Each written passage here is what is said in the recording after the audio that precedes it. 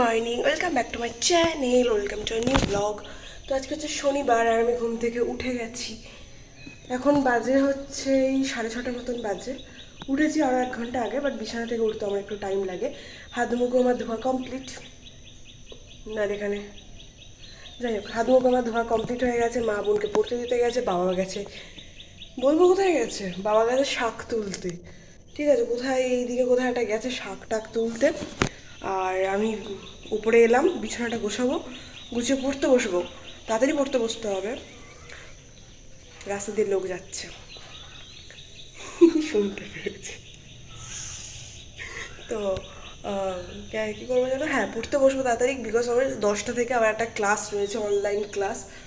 তো সেই জন্য, বাট এখন 6:30 বাজে। 6:30টার সময় কীরকম ওয়েদার হওয়া উচিত, একটু ঠান্ডা ঠান্ডা হাওয়া বইবে, একটু ভালো ওয়েদার হবে, বাট প্রচণ্ড গরম।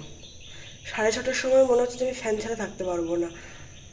সকালবেলা অ্যাটলিস্ট তো একটু ঠান্ডা হাওয়া, একটু মনোরম ওয়েদার হওয়া উচিত, বাট এই হচ্ছে না না এইটা হচ্ছে আমার বিছানা, ও বিছানা দেখানো যাবে না।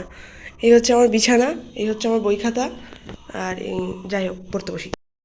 এই যে আমি ভাবছিলাম যে আজকে তো কমজন যাবে, তাড়াতাড়ি ছেড়েই দেবে। ওয়াও। আর এই যে পিন্টু এখন যাচ্ছে কোথায়, কি করবো বল? হ্যাঁ কিছু বলো। এই পিন্টুর দুধ গরম করে দেবো।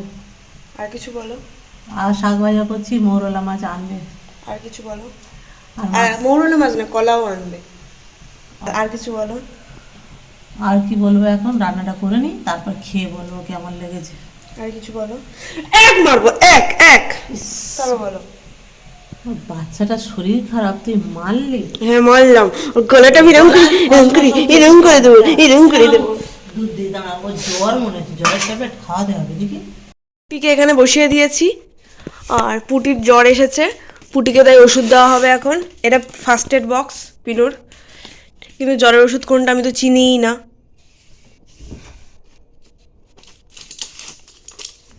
আচ্ছা হ্যাঁ এটাই ঠিক, দেখেছো পুটি সব জানে। এই যে আমি ওষুধটা বের করলাম, পুটির সন্দেহ হচ্ছে, পুটি জিজ্ঞেস করছে ভুল নয় তো ব্যাপারটা। ধর পুটি জল, লাইটটা জ্বালি, অন্ধকার। পুটি তাড়াতাড়ি ওষুধটা খেয়ে নি, মাথা গরম হয়ে যাচ্ছে আমার। কেন না, সবাই দেখুক তুই কিছু না ওষুধ খাস। আমি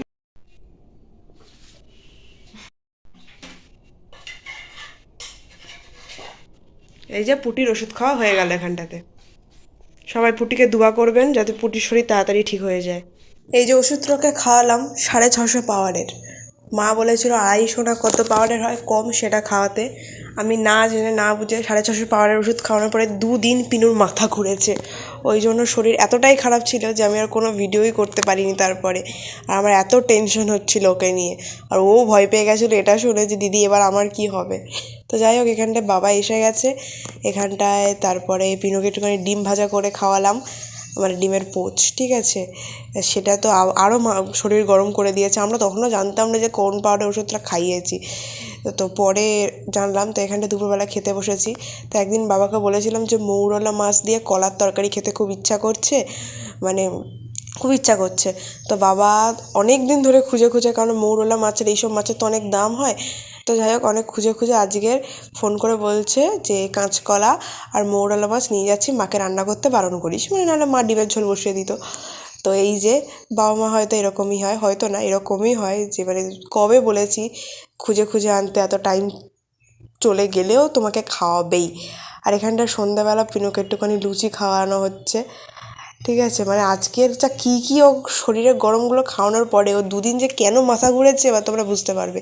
ও হ্যাঁ, বাবা দেশের বাড়ি গেছে, বলেছে যে রাত্রে আজকে আসবে না, কালকে সকালে আসবে। বাট কি হয়েছে দেখো, বাবা ঠিক রাত 9:30টার সময় চলে এসে কলিং বেল বাজাচ্ছে। তো আমরা কি করলাম, আমরা কে জিজ্ঞেস করছি, আওয়াজ দিচ্ছে না। তো আমি আমার ফোন থেকে ফোন করলাম, দেখলো হ্যাঁ সত্যি দরজার বাইরে ফোনের আওয়াজ হচ্ছে, তারপর দরজাটা খুললাম। তো যাই হোক, আজকের ভিডিওটা এখানে শেষ করছি। আর তোমাদের কেমন লাগলো জানিও।